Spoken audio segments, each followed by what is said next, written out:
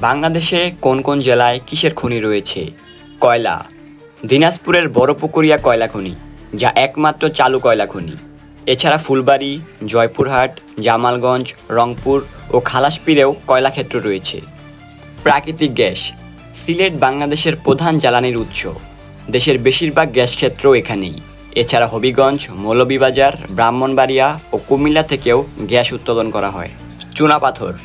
চুনাপাথর রয়েছে সুনামগঞ্জ, টাকেরঘাট ও জয়পুরহাটে। লবণ। কক্সবাজার এদেশের একমাত্র লবণ উৎপাদনকারী এলাকা। পিট কয়লা। পিট কয়লা উত্তোলন করা হয় গোপালগঞ্জ, মাদারীপুর, ফরিদপুর ও সুনামগঞ্জ থেকে। ভারী খনিজ বালি।